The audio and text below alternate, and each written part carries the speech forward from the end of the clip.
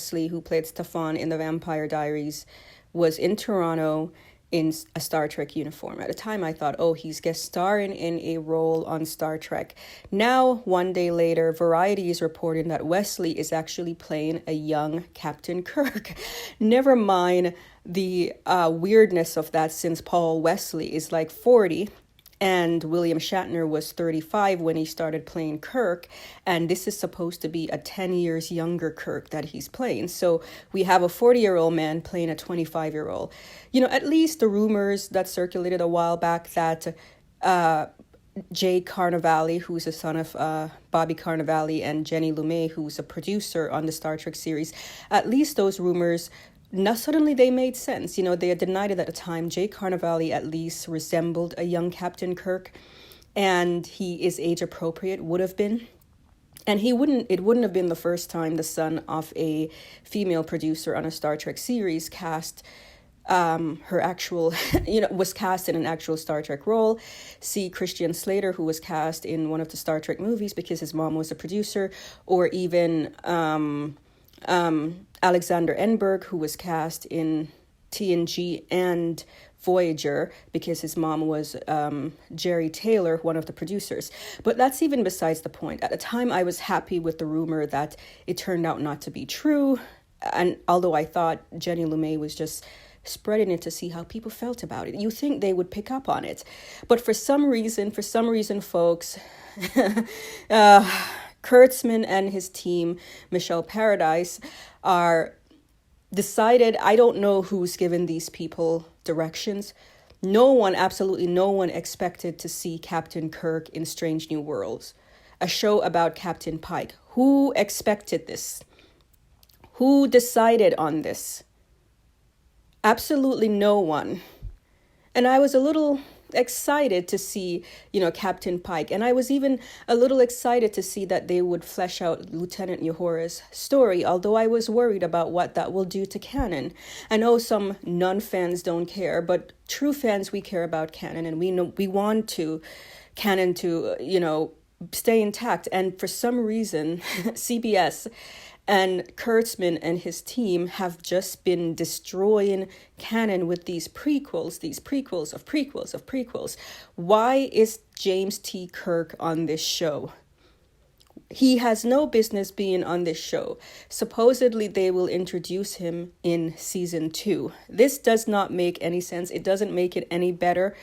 He has no business being on this show. Somewhere, I know it's like arrogance or hubris and whatnot, but I honestly believe that I would make a better decision maker than a lot of these so-called corporatist CBS people that they have making these decisions. It's like somewhere, the corporatists woke up and said, you know what? We want Captain Kirk, and we are going to exploit nostalgia for the sake of getting attention. People are saying they're messing with the fans. Are they? Maybe they are, because I don't see how this will draw the fans to you. Absolutely no one wants this. Many of the diehard true fans have walked away already from the new Star Trek shows, essentially because of bad decision making and bad storylines. Now they are further ruining canon by introducing a young James T. Kirk. I know people are going to say, well, we don't know yet what they will do with him. That's not the point. He has no business in this show. That's the point. And if they think they can just exploit nostalgia to get people to care, this is bankrupt. This is poor decision making. These people have no creative juice whatsoever. And it's true, the old adage that Hollywood is where good ideas and trends go to die, because the corporatists, all they care about is money. And they think they just need to feed the fans, the hordes, same old, and people will be okay with it. No, that's not what Star Trek fans want. What we want are fresh ideas, exploring strange new worlds and new civilizations. We don't want you to keep going back to what was. We don't want you to keep rehashing these old storylines. We don't want you to keep taking these established characters and just kind of destroying their legacy for no reason whatsoever, except for some reason you are not trusting in your own ideas and your new characters and new shows to stand on their own. If your shows cannot stand on their own with fresh new ideas and fresh new characters, then that's on you. And no amount of dumping Captain Kirk is going to make a difference. It really won't. Oh my goodness, I am so mad about this. I am not happy about this at all. And I know you're like, well, you're just being a fangirl. Yes, I am. I've already been disappointed with Discovery.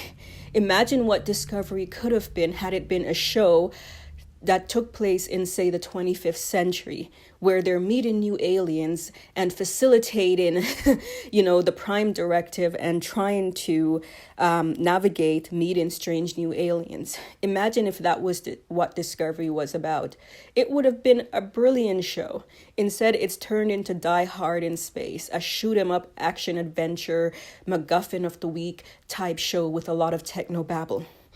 Instead of, instead of giving more than fan service to its mouth, or rather to its title, and actually going out there as a science vessel and discovering strange new worlds and new aliens and blah, blah, blah. It would have been so much better. I don't know. I'm still going to watch the first few episodes of Strange New Worlds because I really like Anson Mount and I think he's a perfect Pike. And I think that, Ethan Peck is also a perfect young Spock. And I'm looking forward sort of to see what they do with Uhura, but honestly, if they turn her into this just sex symbol person, I won't be happy. But I am really not looking forward to James T. Kirk in this show. It's already a small world syndrome, folk, and I really have a problem with small world syndrome. I know for a fact, okay, maybe not for a fact, that they're planning to make number one the granddaughter of T-Pole.